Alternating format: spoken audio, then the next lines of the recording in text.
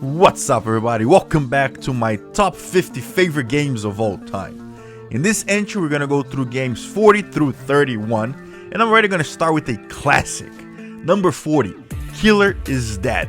This game looked great to me from the moment I set eyes on it. I'll never forget it.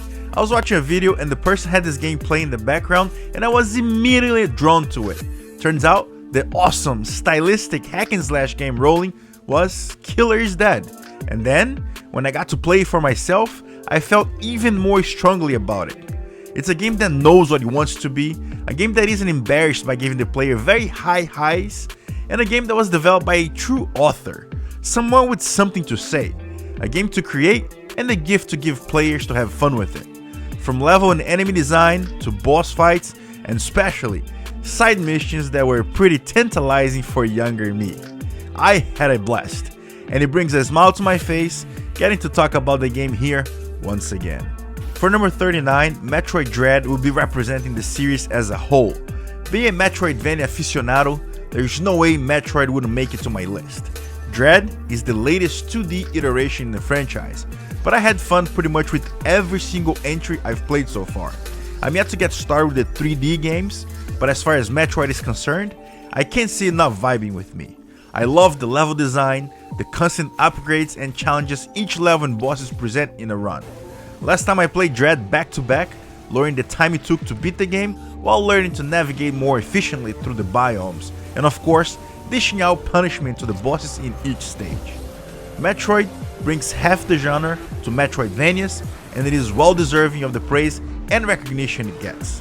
Spider-Man on PlayStation 4 took most people by surprise. No one truly expected the game to be as good as it was.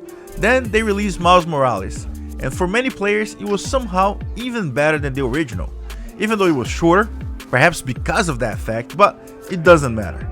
Now there is Spider-Man 2 on PlayStation 5, and although I'm yet to play the game, I'm sure I know what it is in store for me. So again, Spider-Man on PlayStation 4 is my entry, but really representing the whole current modern series as a whole.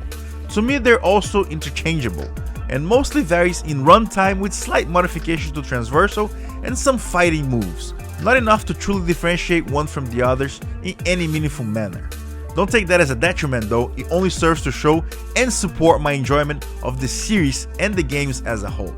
Spectacle action hack and slash in a 3D perspective is one of the best combinations in video game genres and perspective.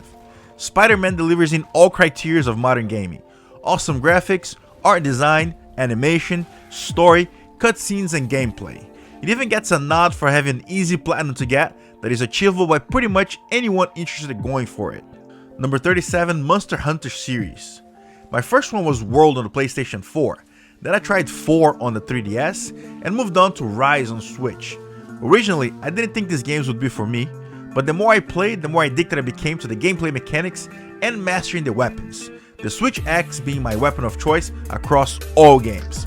Playing solo or co-op, Monster Hunter is always a good time, and beating the crap out of dragons, dinosaurs, and other magical beasts never felt better. Rise gives you special abilities that can make your characters overpowered, but I'm not complaining. World brought a lot of new players to the Monster Hunter universe. Now let's see what the next game will have to offer. Number 36 is Cuphead, and Cuphead is pretty special. It's a game that oozes in style and bathes in beauty. The fact that it is challenging and hella fun only ascends into the masterpiece territory. From the first stage to the last level and boss fight, the game delivers. There is no bad biome, there is no underperforming level design, there is no obnoxious boss fight. The whole game is a treat to play through and a spectacle to witness.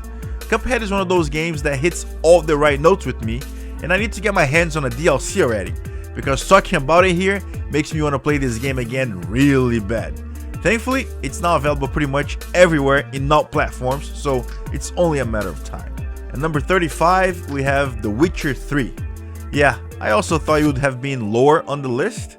After all, this is a gorgeous game with an awesome main story and somehow even better side quests. I'm notorious for not caring that much about story in games, much less side quests. That mentality, however, would be extremely unfortunate in The Witcher 3. Thinking about it, the Bloody Baron, and several other side stories were perhaps more engaged than the main story itself, which by the way is pretty awesome as far as fantasy is concerned. I guess the punishment comes for the actual gameplay and where my bias lies in video games, but I don't want to dwell on the weaker parts of these otherwise great games. The Witcher 3 has many fans, it's beloved by many, and it earns an honest and humble spot in my list of favorites as well. 34. Dead Cells. Talk about overachieving. This roguelite action 2D hack and slash is second to none. Originally, I must not have had the best strategy for playing through the game and beating it.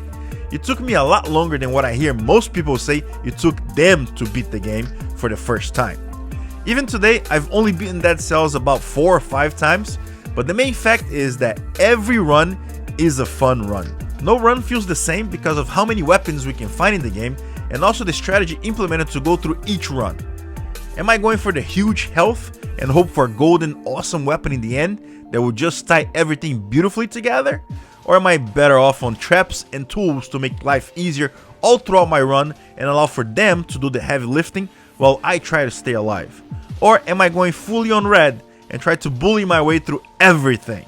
Dead Cells is one of the best roguelites in the market, sometimes also seen in Metroidvania lists, which is a mistake, but it matters little which genre or denomination we give to it. The reality is that Dead Cells is one of the best and most fun indie games ever made. Ha! And now I have to follow with yet another indie darling. And I'll be honest with you guys, my number 33, Hollow Knight, could easily swap spot with the previous game and I wouldn't blink an eye.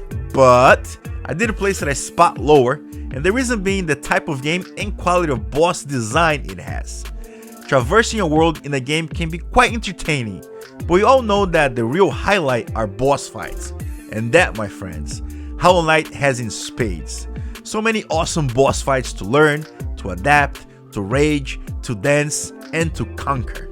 I do think the game is a bit stingy in abilities and how long everything takes to get done in there, but there's also no denying how beautiful, colorful, and creative each biome is, followed up by great combat and in some cases, astonishingly punishing, precise platforming, and of course, boss fights. Oh yeah, let's not forget the great music as well and sound design. It's been too long, we're all waiting for Silk Song, and I hope to see it sooner than later. But for now, we sing the praise of Hollow Knight one last time. Number 32, The Division. I'm a simple guy. I see a great looking third-person game and I put my iron sights in it. The Division always looked awesome from the start. The graphics were top of the line. The story, believe it or not, was pretty engaging and timely as well. Going through a dystopian New York City, knowing that place as closely as I do, was pretty rad. The idea of how everything went down and the reasons why it happened also made sense and created a mature and immersive world.